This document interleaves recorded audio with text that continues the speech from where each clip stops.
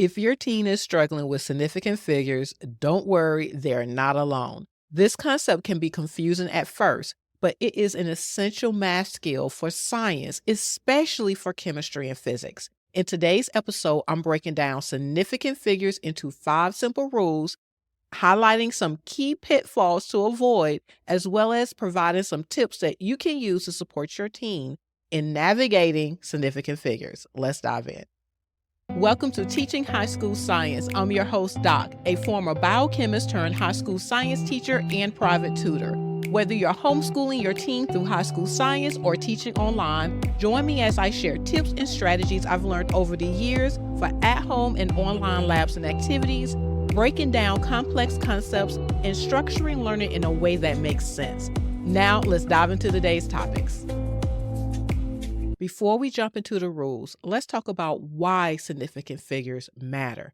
In science, precision is key. So when we're measuring something, whether it's the mass of a chemical sample or the distance a car travels, we can only be as precise as our measuring tool allows. Significant figures help scientists and engineers communicate how precise their measurements are. For example, saying something weighs 12 grams isn't the same as saying it weighs 12.0 grams. So that extra zero tells us that we measured with more precision. Now that we understand why significant figures are important, let's break down 5 easy to follow rules that will help your teen in determining significant figures. Rule number 1, non-zero numbers are always significant. This is the easiest one. Any number that is not a zero, 1 through 9, is always significant. For example, the number 247 has 3 significant figures. We count all of them. Rule number 2, zeros between non-zero numbers are significant.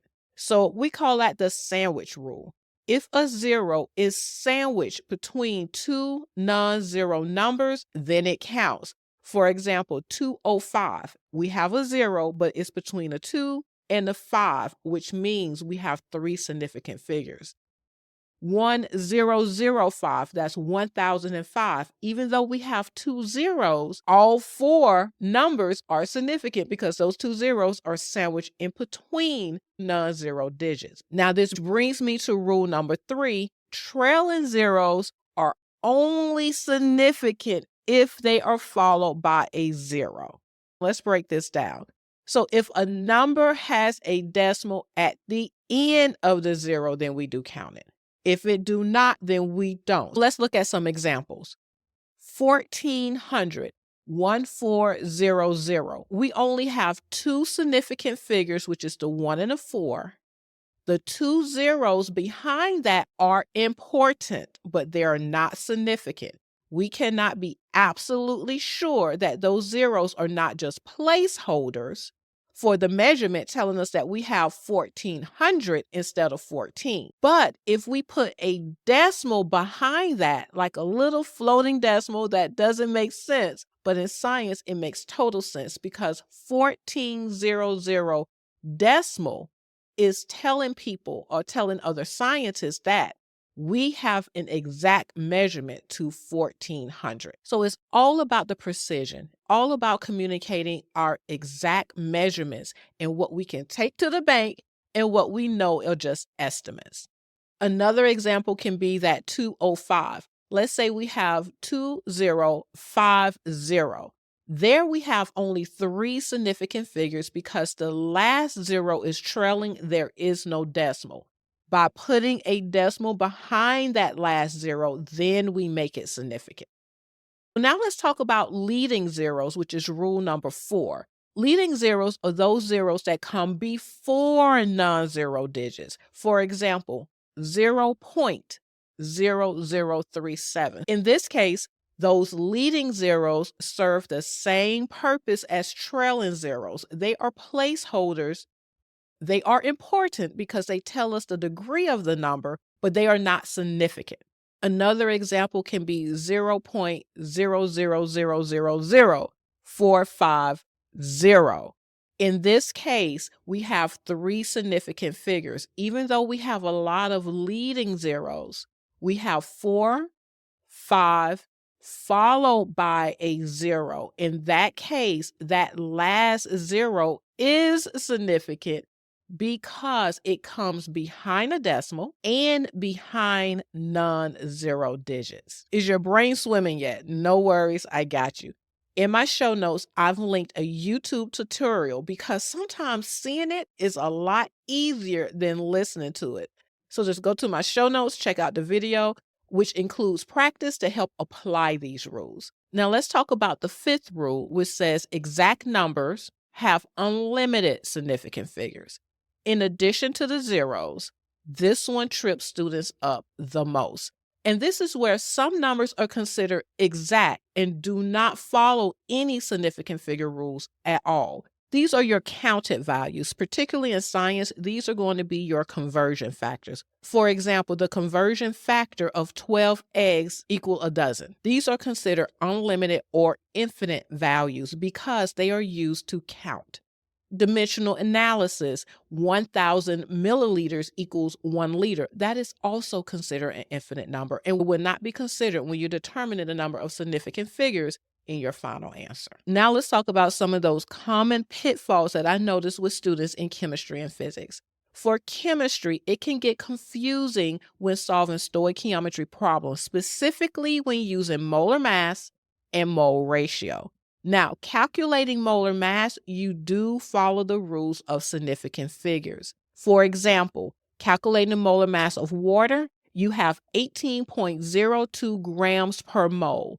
That will be 4 significant figures. If your periodic table gave you more values, then your significant figures may be more. Your final answer must reflect the correct number of significant figures based on the measured mass from the periodic table that you're using. Now, this is not the same for mole ratio. Mole ratios come from balanced chemical equations, and they have unlimited significant figures. So they follow rule number 5.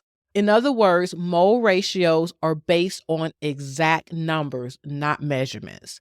So for example, the chemical equation for water, where we have 2 hydrogen plus oxygen yields 2 molecules of water.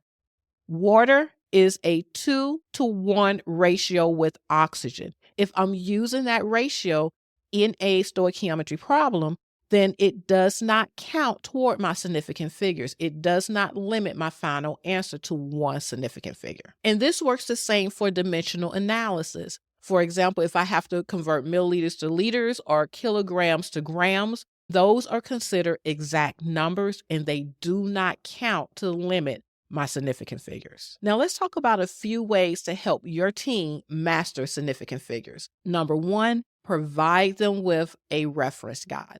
In class, I will either print out a reference guide to give them or have them take their notes and keep that front and center to always refer back to, because they're going to have to refer to those rules and practice those rules with each calculation in order to get more comfortable with them. Second, practicing identifying exact numbers versus measured values help tremendously. Ask your team whether the number in their problem is measured or from a ratio. That alone will help them to realize how important that step is in determining the number of significant figures in their final answer. And then third, check the work together. Make them sit down and explain to you why they used or ignored certain figures in different parts of the problem. And by them explaining it, it helps them to think about their process, their rules, and fill in any gaps of misunderstanding or going back to the rules to review and refresh that they need to do. Significant figures are going to be a part of chemistry and physics and can eat up those points on tests and exams if they're not following the rules, especially if they're taking honors or AP chemistry or physics.